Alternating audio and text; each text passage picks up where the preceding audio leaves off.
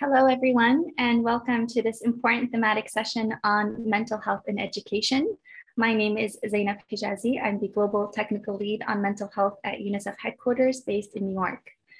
Mental health is a global issue, and this is reflected in the need. UNICEF's recent State of the World's Children 2021 report on mental health and well-being reaffirmed the mental health statistics around our world, which are quite staggering, affecting so many children, adolescents, and families, affecting the quality of life with enormous impacts tied to the global burden of disease. A key theme in our report centers around mental health and psychosocial well-being as critical to children's success in school and life. Children must be safe, protected, and mentally and physically healthy to be ready to learn. At the same time, childhood and adolescence are crucial periods for laying the foundations for healthy development and lifelong good mental health and well-being. Schools are also more influential on children's development than any other social institution besides their family. Schools and other learning environments, including early childhood education centers, bring children and adolescents together in safe environments where mental health and psychosocial support can be provided, referrals to complementary and specialist services can be facilitated, and quality and continuity of learning can be guaranteed. For children and adolescents at risk of poor mental health, early intervention can provide the crucial support, not only for them, but for their caregivers, their siblings, and other family members. During emergencies, integrating MHPSS within education responses can contribute to effective learning and help protect children from the negative effects of crises and adversity by creating stable routines, fostering hope, reducing stress, encouraging self-expression, and promoting collaborative behavior while ensuring access to the services that they need. And these are just some of the reasons why mental health in education must be prioritized and accelerated in our work across levels and settings. And here to talk with us about these reasons further and expand on what actions and accountabilities of different actors look like is an esteemed panel of experts that bring together strong technical and field expertise on the topic of MHPSS in educations. Panelists, I hand over to you to introduce yourself briefly to our participants, starting with Louisa, Patricia, Bore, and then Ashley. Panelists, over to you. Hello, everyone. It's a pleasure to be here with all of you today. My name is Lisa Villanova. I'm a young person from Brazil, and I'm here today to talk a little bit about this amazing topic, and especially the intersection with education. I work at UNICEF headquarters as a young ambassador and also at Tocando em Frente as a social entrepreneur. Thank you, Luisa. Thank you, Sena, for the invitation for this panel. I'm pleased and honored to be part of this session today for a very important discussion on a topic that we all agree is very important for transforming education. My name is Patricia Landines. I'm a mental health professional, and I have been working on the field for more than the past 15 years with NGOs and also with UNICEF. And currently, I'm working with UNICEF headquarters with the education team, collaborating to mainstream and scale up MHPSS intervention across education. Over back to the next. Yeah, thank you, Zainab. Thank you, Luisa, Patricia, Ashley. It's good to be here today and share what will be field experience from the UNICEF country office of North Macedonia. My name is Bora Pucovski, and I'm a psychologist. I have been working with the UNICEF country office for about 4 years now, and I've had the privilege to be involved in the design and implementation of a really interesting program for social and emotional learning, preschools, and yeah, I'm really happy to be here and share with you our experience. Over to Ashley. Thank you so much, Zainab, and all the other panelists. My name is Ashley Namiro, and I'm the Senior Mental Health and Psychosocial Support Advisor for the MHPSS Collaborative. And my position is really leading our MHPSS and education portfolio. And that looks at research. So how do we integrate MHPSS into education? What are best practices? how do we integrate mental health and psychosocial considerations into pre-service and in-service training for teachers and education personnel, and just thinking about how we also disseminate research results and ensure that we everything that we're doing has an influence from global to local level. So really happy to be here today and speak about a topic that is so important, as all the other panelists have said. Thank you so much, all of you. I'm really excited to learn from you today. Before we begin, I kindly invite all webinar participants to please send any questions or clarifications that you might have using the Q&A function or in the chat. Please remember to identify yourself, your affiliation, and the panelists you'd like to direct your question to. Patricia, I'd like to open the first segment with a question to you. Why should schools promote the mental health and psychosocial well-being of children? Thank you, Sena, for the question. And I think the list of reasons why schools should promote mental health and psychosocial well-being is long, but we have a few minutes, so I will focus on the main 5 key big reasons. And I think one very important one is that because it is already a priority for children and adolescents, and UNICEF has conducted some consultation over the past years with adolescents and young people, and they are saying that there is a need to have an increase or scale up mental health interventions in schools. They are also saying, that we like to learn more about mental health in schools. Second, because mental health is an integral part of our health, and it is also a human and basic human right. And having good mental health means we are better to connect with others, to function, and of course, to learn in schools and other learning environments. Third, because children and adolescents need to have open conversation about mental health in schools and decrease the stigma around mental health. And the earlier these conversations start, the better. And we often talk in schools and in homes about the importance of taking care of our physical health, but not that often we talk about the importance of taking care of our mental health. And schools is a good place to start talking and having this open conversation. Another reason is because evidence, and there's a growing body of evidence that confirms the importance of strengthening the capacity of schools, but also of early childhood education services to promote health and mental health and assist children and families dealing with mental health problems. MHPSS, or mental health and psychosocial support interventions in the schools, have proven to enhance student well-being, the sense of purpose, connectedness, and meaning, and also improve academic learning, engagement, a sense of connectedness with learning and with the schools, and improve staff well-being, and more.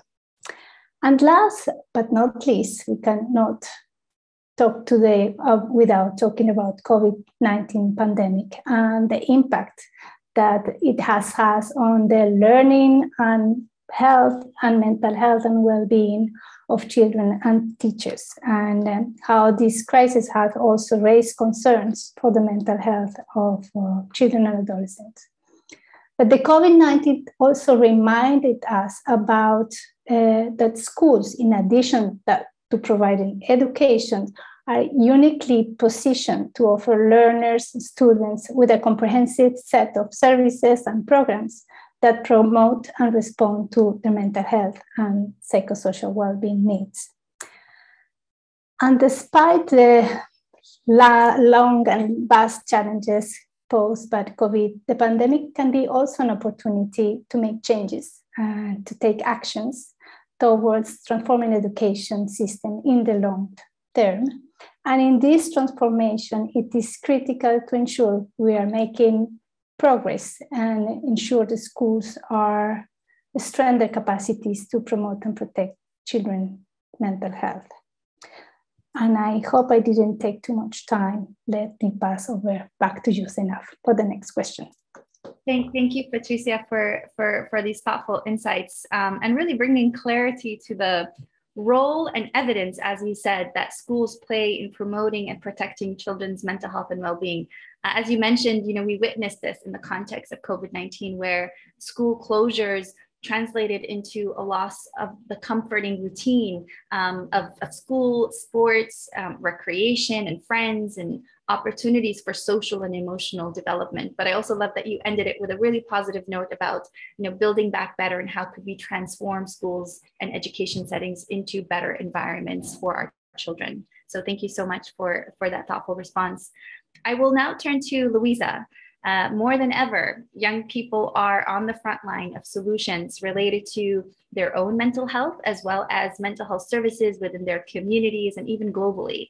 As a young person yourself and as an advocate for mental health, can you tell us why it is so important that young people have access to mental health and well-being support within education? Yeah, definitely 100%. I feel like after the pandemic, especially, it was amazing to see how many young people started to think about their mental health more carefully. And I like to say that quality education does not only change an entire community, but also create change makers. And for quality education, what that actually means is access to social emotional learning.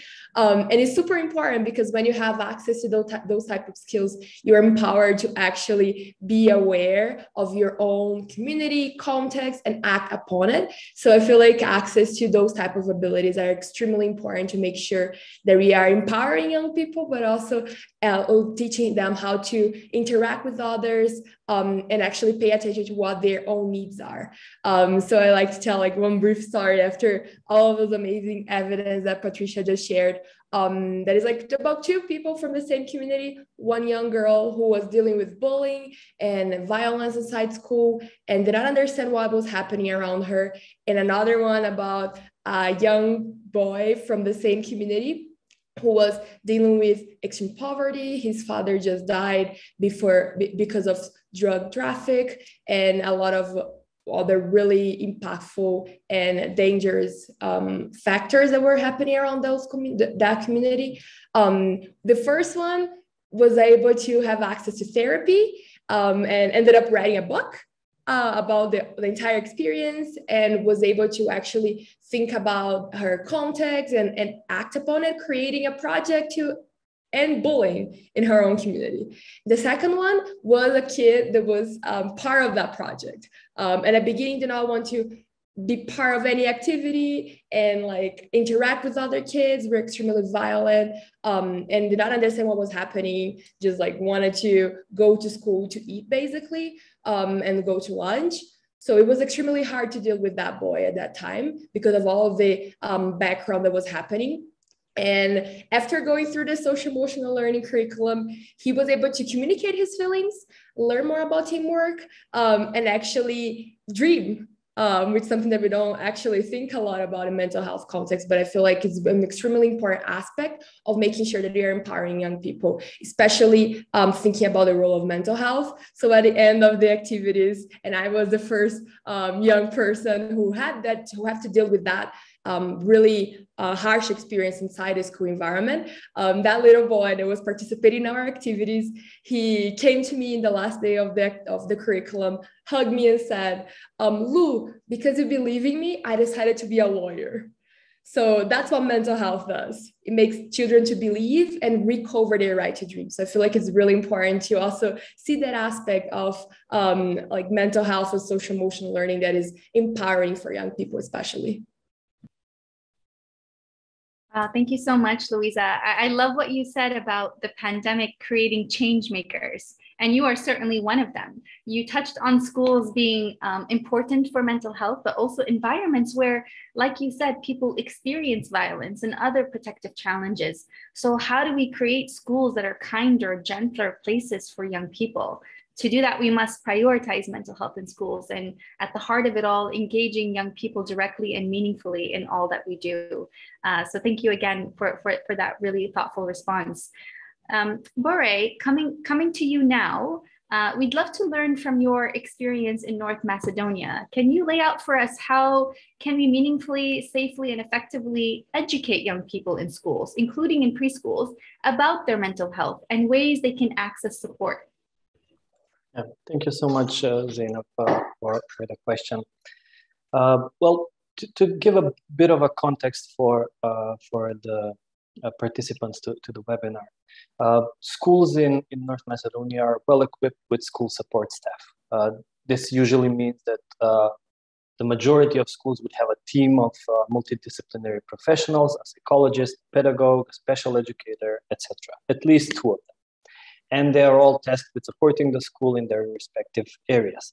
However, they are not receiving the required amount of professional development to advance their skills. They are overburdened with administrative duties. And this has led into a culture where you're only seeing the psychologist if you're in trouble, and let's say the pedagogue if you have trouble with your grades. In order to overcome these issues, we employed a paradigm shifting approach. So we started in 2018 and focused on preschools in a way to build a foundation of social and emotional skills on which we'll build upon later, so that students are well-versed in mental health terminology, vocabulary, they are able to express their feelings, and they are able to seek the support, but also schools are able to provide the support that students are seeking. And this has led us to the development of a social and emotional learning program, which aims to provide teachers with the skills, the content, and the strategies to meet specific developmental needs of young children. But also, as I said previously, to help them acquire the vocabulary and overall competencies in social and emotional development. When I talk about competencies here, I'm referring to competencies like self-awareness, social awareness, self-regulation, responsible decision-making, etc. And as Luisa said, when these mature into change makers, adults with skills like these are very much needed in our world today. So the way that we approach this is to actually co-develop the program jointly with the preschool teachers. Although it's based on several evidence-based models like the Johns Hopkins Brain Targeted Teaching and Yale University's Ruler program, it's actually tailored and co-authored to a degree with teachers who are working in the local context. We have also engaged multiple TV producers to extend the reach of SEL content, social and emotional learning content, into TV far beyond the classrooms. But to further my elaboration here, we started with a pilot project of kindergartens. And this piloting initially showed that through play, exercises, storytelling, preschool age children, thanks to the program, are better able to express their feelings, they get along better, they show empathy for others in the group, and they care more about the environment in which they're in. We started with a pilot group of teachers who are now providing peer support to their colleagues, and eventually we reached all preschool teachers in the country, all kindergartens. But just before we reached all of them, COVID-19 pandemic broke out, and we actually relied on these teachers to kind of give a sort of sense of normalcy during the first school closures. And these were the first teachers who showed up on national TV and through a TV classroom project, reassured children, continued with this support. And yeah, it was really an invaluable resource in a very stressful time. This momentum was built on by the country office. We organized a conference to stress the interplay between child well-being and academic attainment. I'll post the link for the participants in the chat.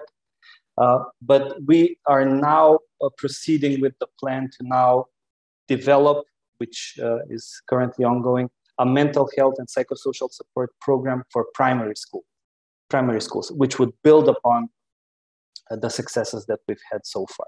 And again, this program aims to shift the narrative where psychologists would only react to symptoms and learning difficulties, to an approach that aims to build up the positive skills, the strengths, the resiliency, in students themselves, so that we are preempting more serious mental health issues and empowering children and students to seek out these opportunities and to grow their skills and support their own mental health and mental well-being.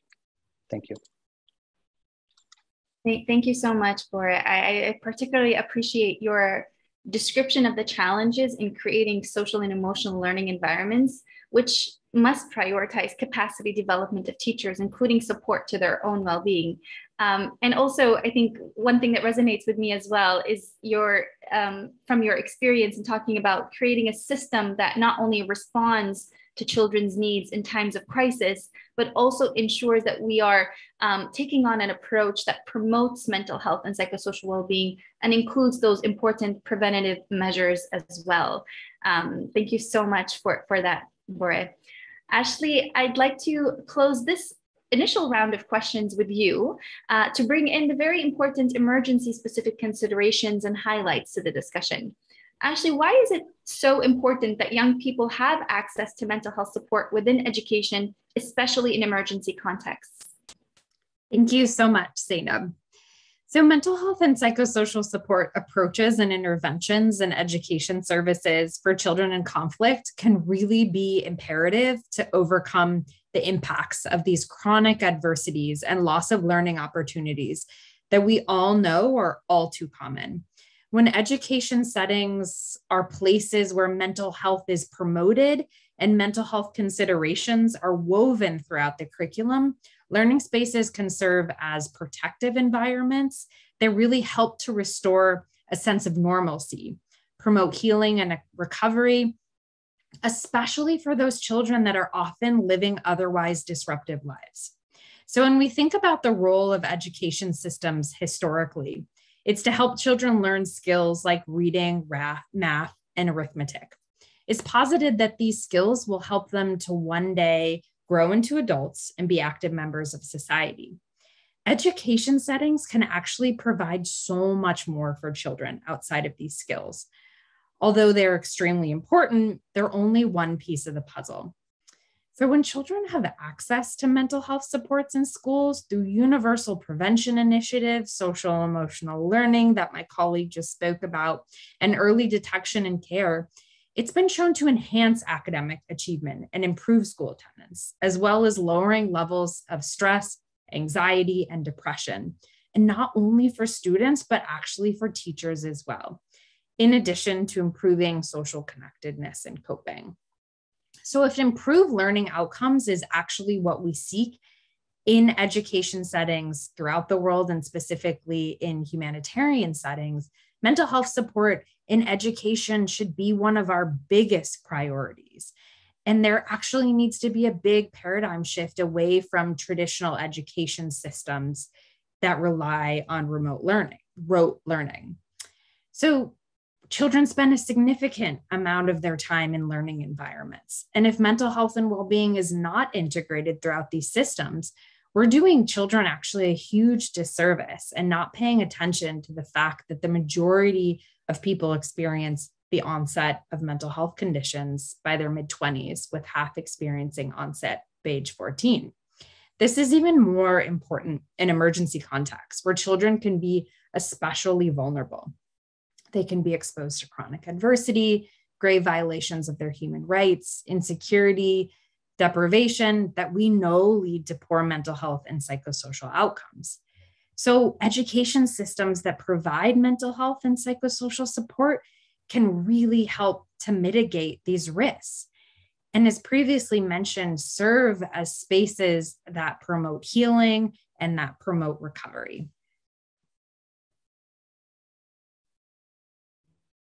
Thank you. Thank you so much, Ashley, for speaking to MHPSS as imperative in emergency response and the role of education beyond academic achievements, as you said.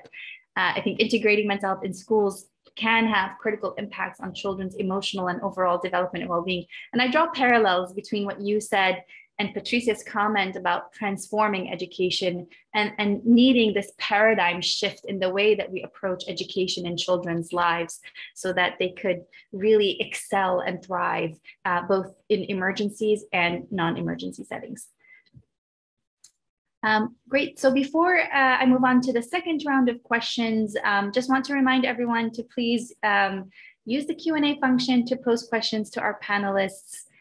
We would really love to have a chance to engage with you all after the second round of questions. Patricia, you spoke to us about the importance of MHPSS in schools. We know that there is much to do to realize our goals, including at the policy level, and the need for a country-level system approach to this agenda, which brings me to my follow-up question for you.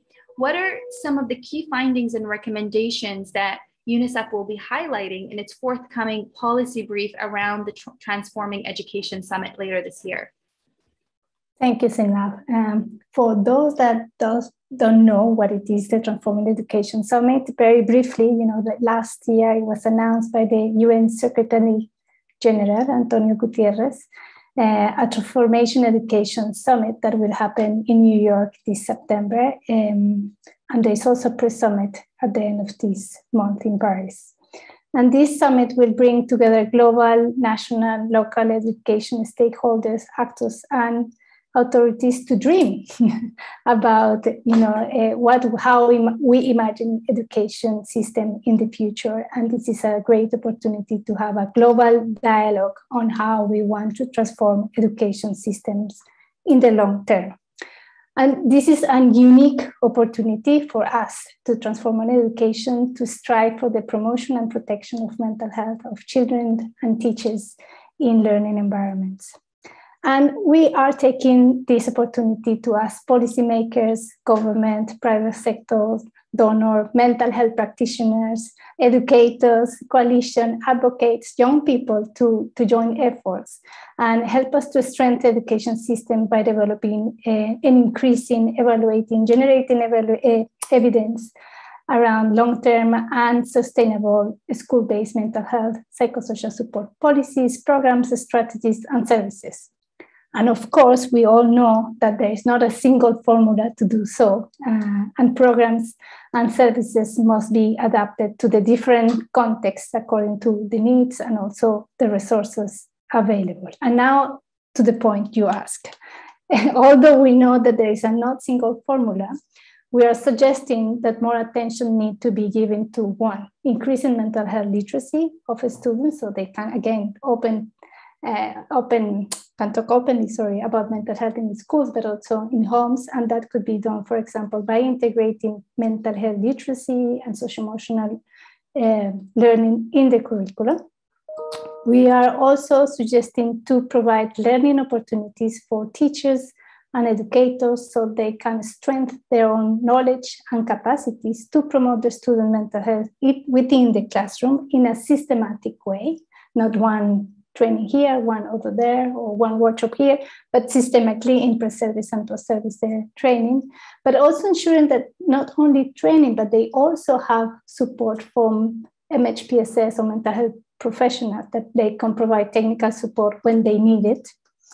And, increasing their capacity to create this environment where every child feels they belong and they're accepted and they participate in the school environment. Also, it's important we're highlighting the importance of supporting teacher well-being. I think that was even more clear during COVID-19, and that was really evident, the importance of taking care of the teaching profession and how it's important to support their well-being, and especially during emergency. Not only, but during emergency most.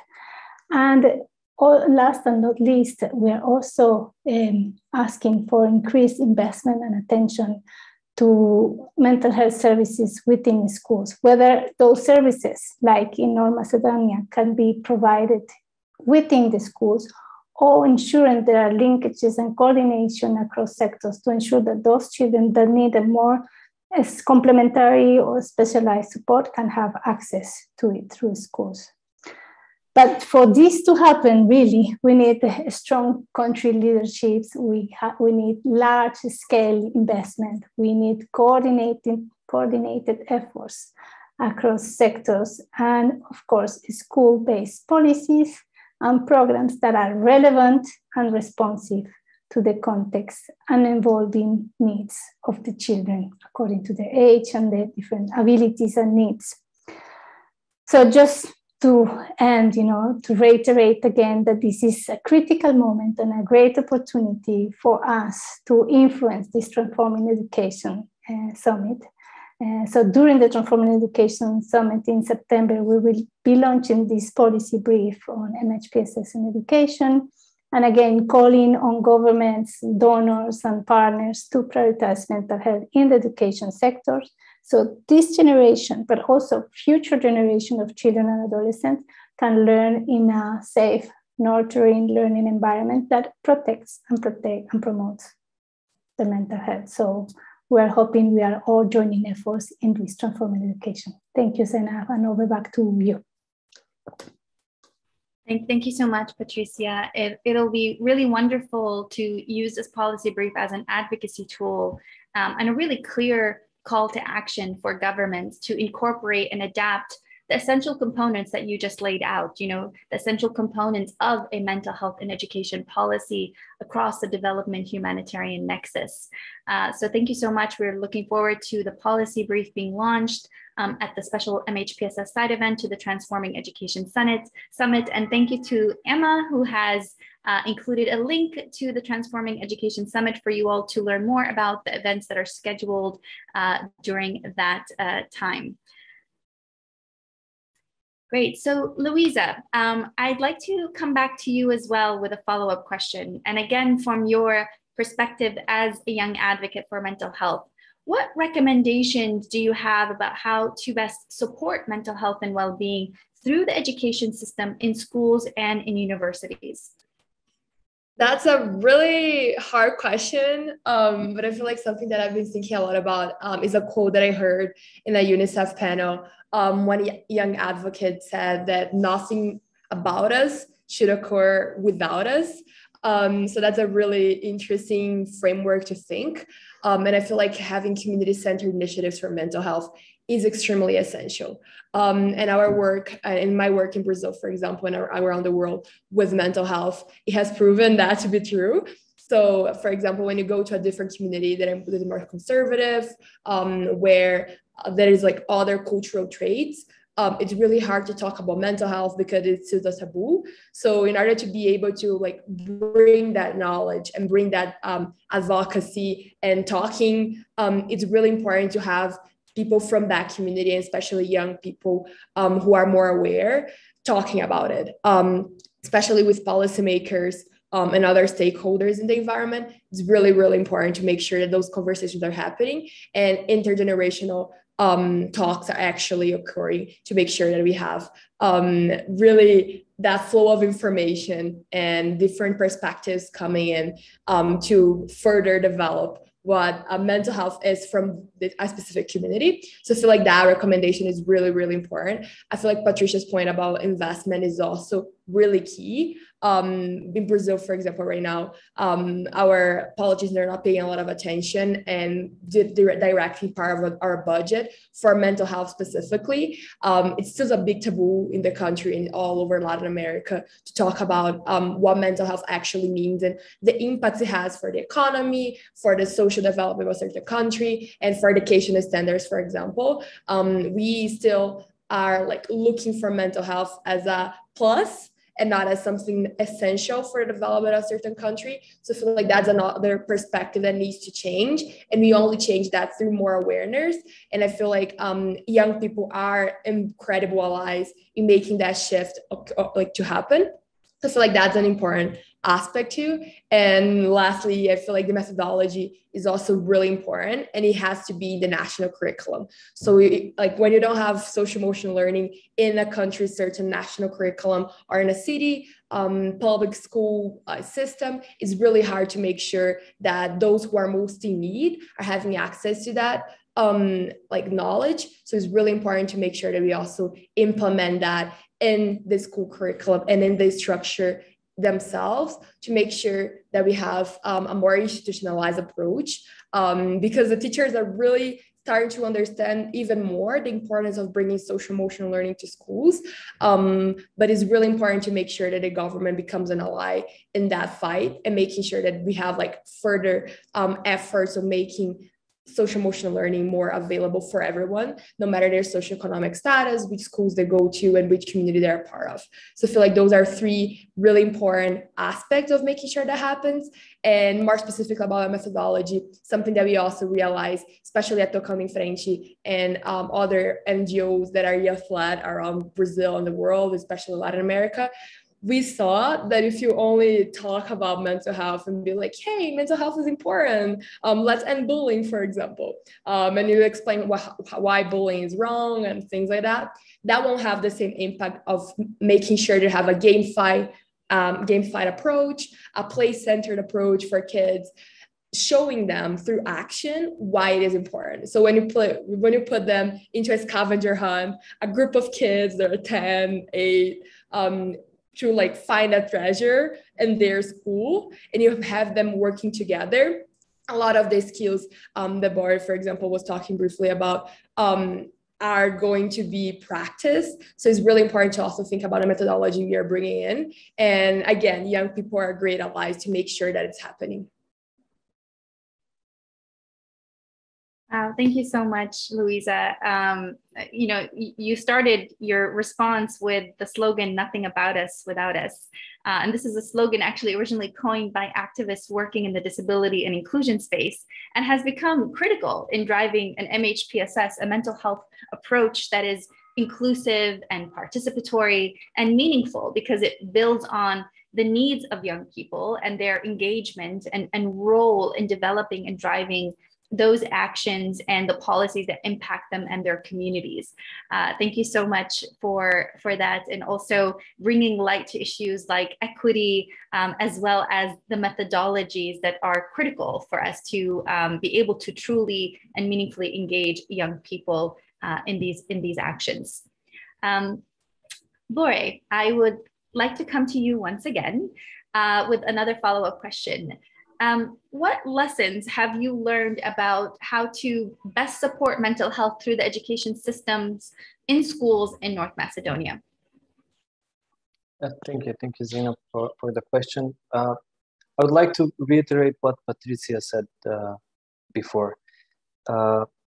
Working on teacher well-being is a prerequisite for mental health and psychosocial support in schools. The program, the social and emotional learning program that we developed, dedicates the better part of the program, the first weeks of the program and professional development, dedicates it to the well-being and mental health of teachers themselves. Through techniques like journaling, gratitude expressing, peer support, we really focused on the well-being and mental health of teachers.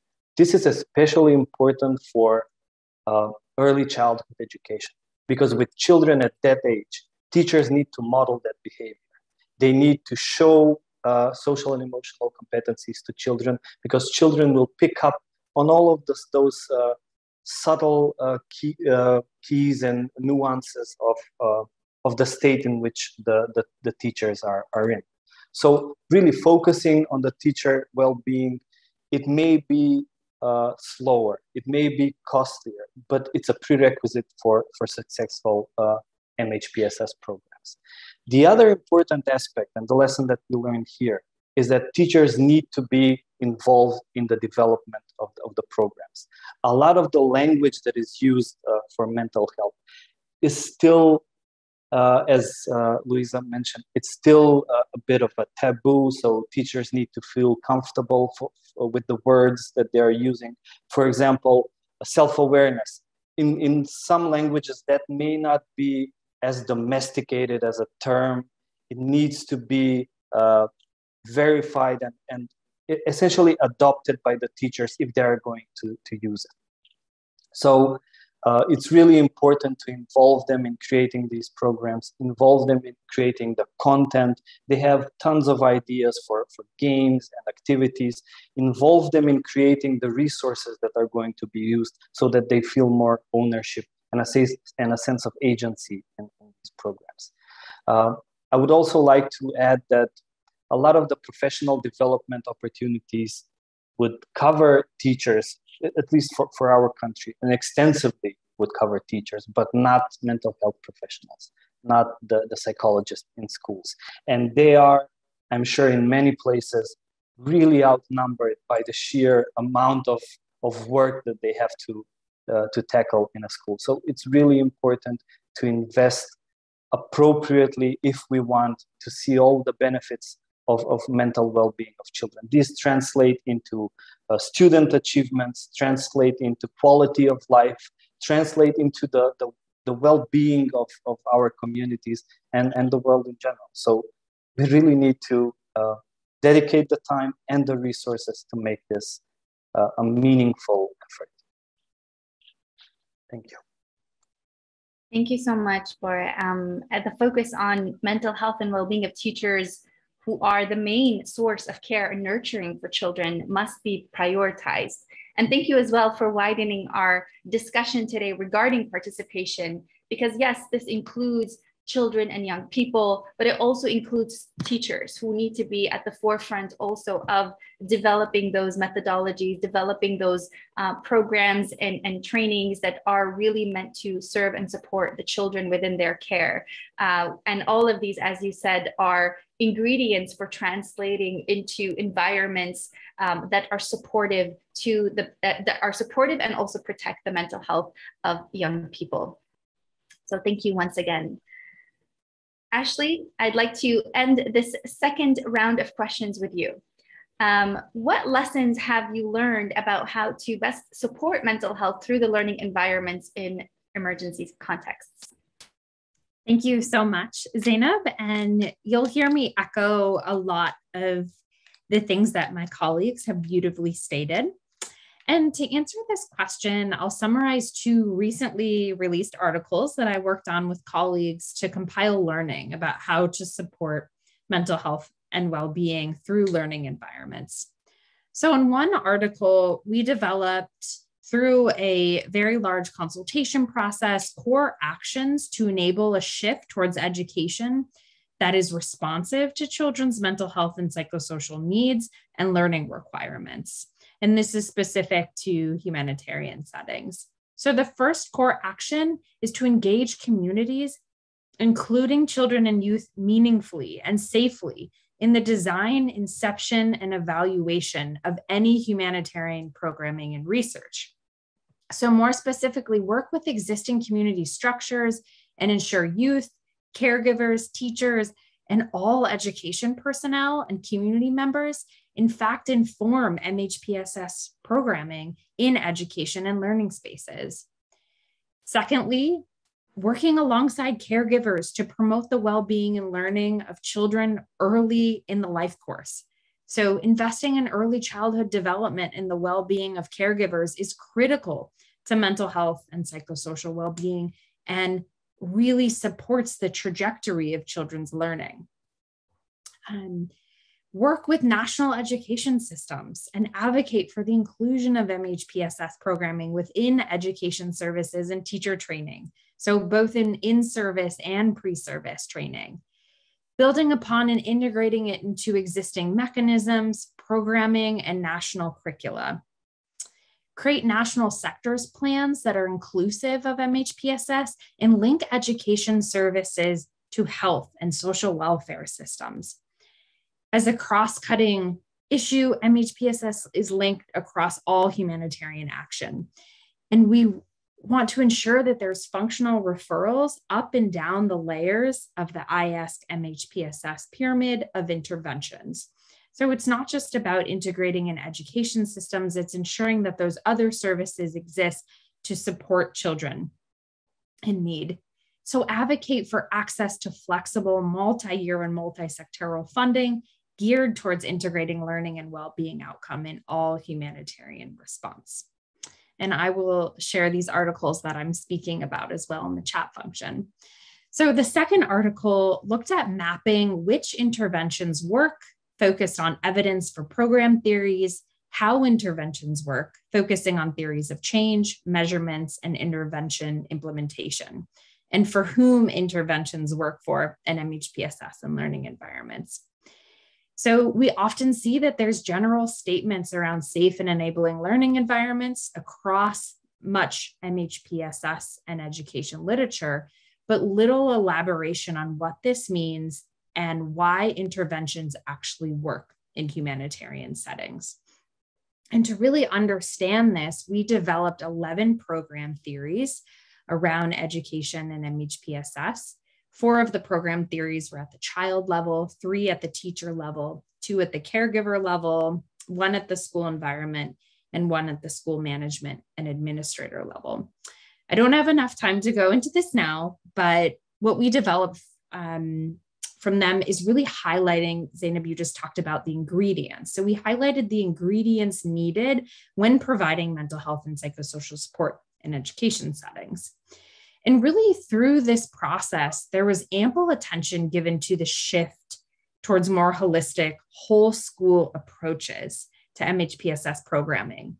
So rather than single component interventions rolled out in learning spaces. So looking at whole school approaches, which touch on exactly what my colleagues have been speaking about here today, making sure that teacher well-being is supported, making sure that there are systems in place to support children who may be in distress in humanitarian settings, so that there's more multi-sectoral programming.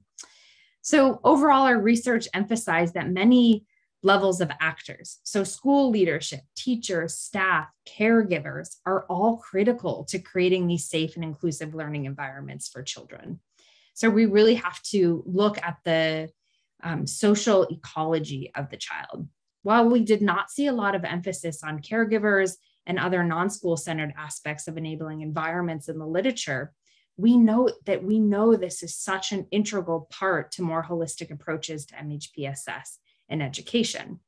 And I want to highlight that really this was an expansive literature review in humanitarian settings. We know a lot of this programming is happening. Of course, we have anecdotal evidence.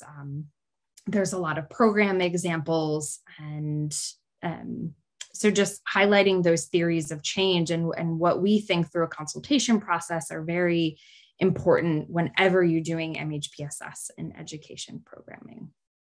Thank you so much, Zainab, and back over to you.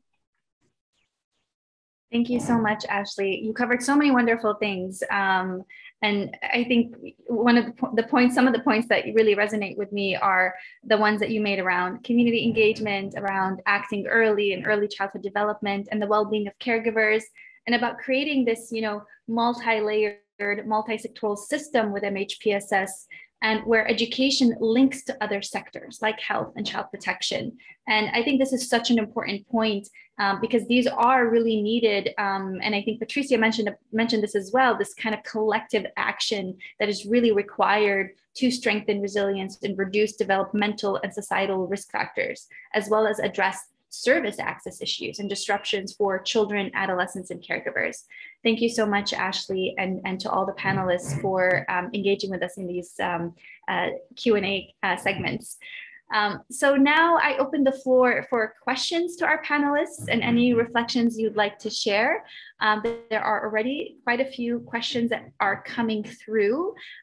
Please be patient with me as I try to kind of allocate the right questions to the right panelists. So there is maybe perhaps 2 questions that relate to one another.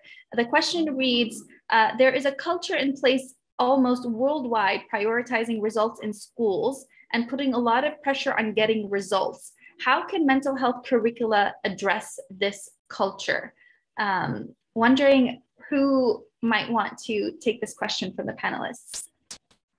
I would love to reply to that question as someone who is currently at university and attending a really pressured environment in college. So I feel like something that we at Tocando are thinking a lot about is how a lot of times school environments do not prioritize different talents. We only think about the kid who is great at math or the kid who is great at writing, or we have a hard time prioritizing different type of intelligences, and also what it means and redefining what it means to be smart in a certain environment. So I feel like our first step into including mental health inside school curriculum also relates to embracing different talents and making sure that we are advocating for different perspectives inside the classroom too. Because if the professor only praises, oh yeah, you are great at math, so like continue being super smart, you're number one in the class, that will create an environment where the kids who knows a lot about what they are feeling in a certain moment, it has that like intrapersonal intelligence, or the other student who is an amazing leader and is always great at like bringing people together and doing amazing work with interpersonal intelligence, will not make a difference inside a classroom and will not be recognized for their intelligence. So I feel like the first step always goes back to like making sure that mental health is also about embracing different talents and creating an environment where every kid and every student feels like they can shine no matter what their abilities are. Thank you so much, Louisa. Very, very well said. Another question that we have, and maybe perhaps this one looks at governments and policy. So I'm not sure if maybe Patricia or Bore would like to take this one. So as mental health advocates, we often focus our influencing of governments on health ministries. With the education sector being so important, how can we best engage and influence education ministries? And do we need to speak a different language to how we speak with health ministries? It's such an important question. And I think it comes back to the SG call to action to ensure a whole of government approach as it relates to MHPSS, and the important role that education and social and child protection government arms also play. So wondering, Patricia, maybe perhaps this also relates to the policy brief that you're developing. So over to you to respond, please.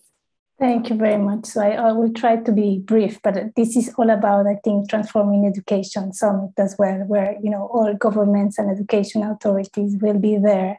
And that's what we're doing to, you know, to speak with evidence and also with experience from countries about the importance of integrating mental health in education. So my answer is we need to engage more with ministries of education, not only with Ministry of Health. We need to engage more in a coordination between the sectors, and not only health and education, but also other sectors that are involved in the promotion and respond to mental health of children and adolescents. I don't think we need to speak another language. Maybe we just need to make it, more understandable for educators and related with evidence that shows the importance, as we know, of integrating this type of programs and how it is important for the holistic well-being of children as well as for the learning outcomes. I hope that answered a little bit the question. Thank you so much, Patricia. Bore, there are two questions that I think relate to one another around caregivers' roles. So in the chat, somebody asked, how do we make sure we include caregivers in different initiatives? And in the Q&A, there's also a very similar question around, how can youth who come from backgrounds where their caregivers are not adequately educated on mental health and may not support them to be included in conversations on policies? They may not be able to come forward on their own, but suffer more than most. So this, I think, ties into one another because it's all centers around our role in working with caregivers as well as part of MHPSS in education. So over to you, Bore, if you can share your insights, please. Yeah, well, I'll for this question, I can just point again to our experience in involving the teachers early on into the design of the program. We would really hear a lot of constraints and issues that we were not able to foresee when working on the first drafts of the program. Maybe terminology issues, maybe practices which some communities may find not in line with their values, or even offensive for some religious community. So this really needs to be very well planned out and involve teachers early on into the design of the program.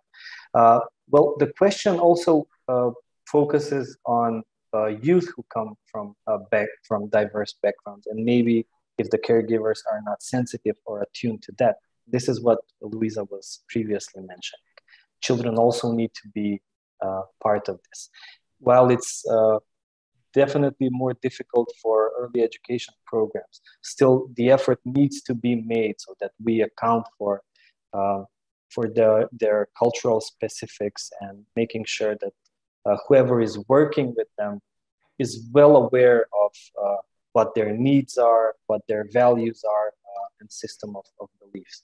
But I would also like to maybe share an example for the question you posed previously about how to communicate with education stakeholders. There is plenty of data that shows positive correlation between mental health aspects and student outcomes. I mean, you can just point to lots of surveys that link, for example, a sense of belonging to a school and overall student outcomes. But I'm sure that education authorities are aware of these statistics. But what we have noticed is that whenever discussing mental health with education stakeholders, oftentimes the discussion will shift towards individual cases which require multidisciplinary approach, and then we get stuck into this medicinal model of thinking about mental health in schools. This is where we need to share and shift this dialogue to say that all children need mental health support. It's not just the ones who are struggling or who need a multidisciplinary approach. Every single child in the school needs to be supported, needs to feel a sense of belonging, a sense of identification with his school, confidence, self-regulation, things like that. So it's really important to shift the dialogue from these individual cases to a more holistic, whole school approach to mental health. Yeah, thank you so much for it. I'm really conscious of time, but I do want to make room for just one more question. If you can kindly answer, Ashley. The question reads, do you have any thoughts on if climate distress and anxiety, indicated as most prevalent among young people, needs to be incorporated into mental health efforts within schools, and how to best do this? In less than a minute, please. The very short answer is absolutely. So Luzina was saying that schools are really a place where where leaders are created, where the next generation of change makers are created. And so if we are not talking about the climate crisis within education settings, once again, we're doing children a huge disservice, because this is on children's minds constantly. It's hard not to be. And as you mentioned in the question, we talk about eco-anxiety and eco-grief. And just like we're talking about mental health and psychosocial support more broadly, introducing that into the curriculum, talking about it, engaging children in climate change and ecological crisis activities, really having children themselves and adolescents given the space to come up with solutions to really act as change makers in their society. I think we can no longer not talk about the climate crisis. Thank you so much, Zainab. Hopefully that was quick. Beautiful. It was perfect. Thank you so much, Ashley. Before we draw to a close, I'd like to ask our panelists for a final statement in the form of a tweet-length response to the following. At the UN Transforming Education Summit in September, we want to see ... for you to fill in the blanks. I'm going to start backwards this time. I know, Ashley, we've been ending with you. I'm going to start with you this time, and then Bore, Patricia, and then end with the lovely Louisa. Yeah. So at the UN Transforming Education Summit in September, we want to see the inclusion of mental health and well-being as central to any education response, not only for students, but for teachers, school leadership, and caregivers, really thinking of the whole social ecological system that surrounds the child. Thanks so much, Zainab. Jorge. Yep. I'll go to the same place as Ashley did. We want to see that teacher well-being is recognized as a prerequisite for any quality mental health and psychosocial support. I think I will go with the investment. We need greater commitment and greater investment from the public, but also private sectors to ensure mental health programs and services in schools are available and reach those most in need, and in the poorest countries. I think for so many years, mental health has been unfunded, and we need to end this gap. And this is an opportunity to place this ask. At the summit, we need to see a lot of young people engage in those conversations and making sure that they are also talking about how mental health is essential for not only empowering them, but bringing them the skills and the mental well-being to making sure that they are happening inside their communities, making sure that they're becoming change makers. So I feel like that's really key, and I would love to see that happening in the summit. Thank you, Louisa. Thank you, everyone. This brings us to the end of our session. I want to thank United for Global Mental Health for giving us the opportunity to highlight MHPSS in education at their annual meeting. You set great standards for convening, and we are grateful to be partners in this important work. Thank you to Patricia, Louisa, Bora, and Ashley for your important contributions today, and we hope to continue this dialogue in the lead up to the Transforming Education Summit and other big MHPSS moments later in the year. Have a great rest of your day, evening, everybody.